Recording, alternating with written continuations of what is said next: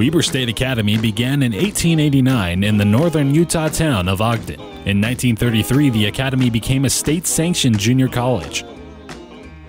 The 1950s was a decade of growth and prosperity. America was beginning to recover from the hardship of World War II.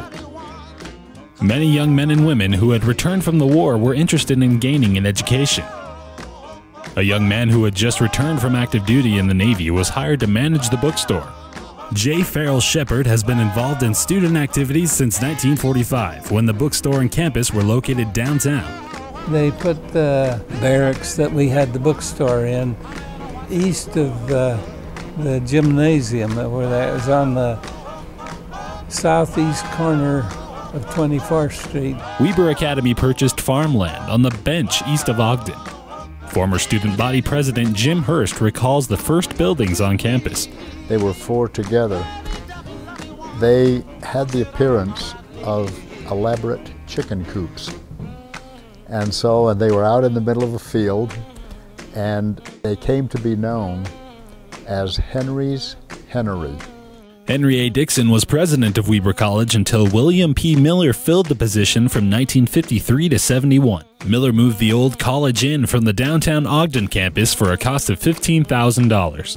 The Union Building in 1959 consisted of two former Army barracks, and they were located up to the east of those four buildings, and it was called the Temporary Union Building. The acronym for students was the TUB. 8 years before the first student union was constructed on campus, a building fund was started. Students of Weber College paid an additional $4 per student each quarter. President Miller and others secured a loan of $765,000, and along with the $67,000 that had been saved in the student trust, groundbreaking began in the spring of 1960. Shep decided early on that he wanted to be a big part of the new union building. In 1951, Jim Folger came to me one day and he said they're having a conference down in Salt Lake for union buildings. He says, why don't you go down? The information that he gathered would serve the students well and set a standard for many generations. That was really enlightening to me. We'd been doing some of the things that the union does, but unbeknownst to how it fit in. I didn't say anything to anybody else, but I decided that's what I wanted to do. The Union Building was dedicated September 25th of 1961. The first director to be selected for the new building was Farrell Shepard. Known better by many as just Shep, he was instrumental in developing the modern concept of a student union.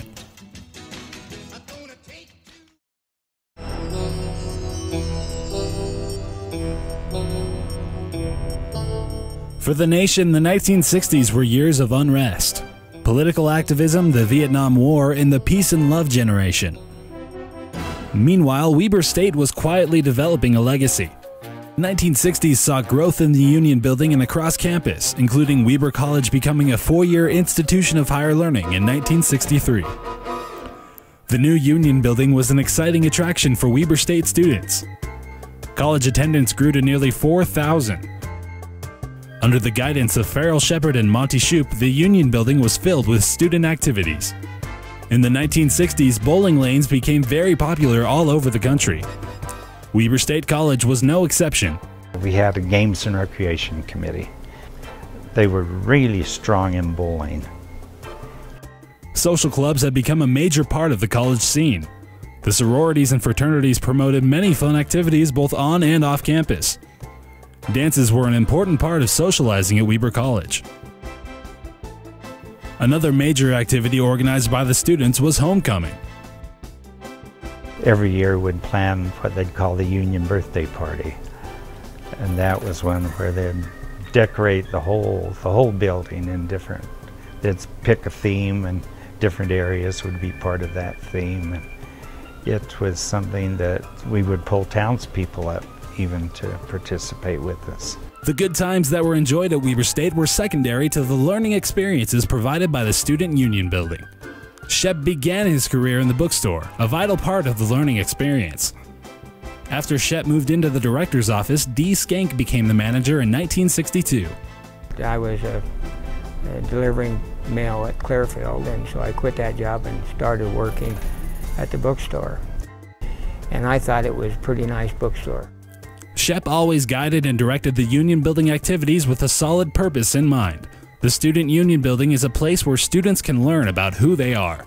Most people think, well, it's just a place to have parties, and I determined that it's part of the education system, and it can be used as such. One of the things I learned from Farrell Shepherd was you need to provide these out-of-classroom experiences for the students to get a well-rounded education. Out-of-class activities was recognized as a major contribution to the education that our students would receive here. Farrell Shepherd would always say the heartstone of the campus. Heartstone of the campus is the Union Building, brings people together.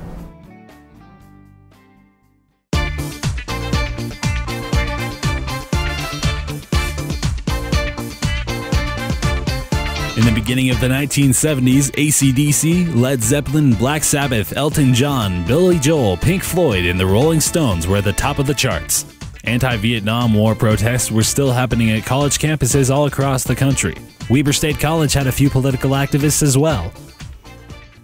When I got to Weber State, things were really gearing up in Vietnam, and the draft was, they were drafting more and more kids, and there were guys disappearing from college who decided to sign up. There were protests out in front of the Union Building. I was involved in every single one of them. Meanwhile, Weber State College was celebrating its 90th birthday, and growth was happening all over campus. The new Miller Administration Building was completed, along with the new Social Sciences Building and the Bell Tower. And the Union Building was at the center of it all. Many entertainers and notable speakers were invited to visit the Union Building. Novelist Pearl S. Buck and radio personality Paul Harvey shared their thoughts. Top-of-the-chart groups like Kenny Rogers and the First Edition filled the halls of the Union Building. Even Minnesota Fats, the infamous pool player, gave demonstrations on campus. Noon programs brought the concept of the living room of the campus to life. We'd set up a table down there, and he would, all these pool sharks would come around to try and beat him. And those staircases and up around the balcony would just be lined with hundreds of students watching him with his demonstration. Farrell Shepherd's concept of education outside the classroom continued, as politicians and plays, music, and good times echoed throughout Weber State College. We had the snowball dance, which was put on by Beta Theta Pi fraternity and Ladai Anita. And then Excel Snow Tea had their sweet tart ball. Of course, there was always a lot of competition. What they would do, the opposing fraternity would make sure they could turn the lights out at the middle of the dance when they were going to announce the Queen. The various activities held in the Union Building continued to bring students together throughout the decade.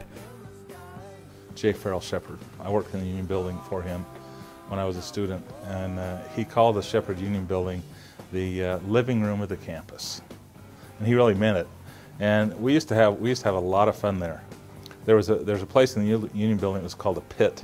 But we'd go hang out in the pit. We'd have parties there every once in a while. I left Weber after I graduated.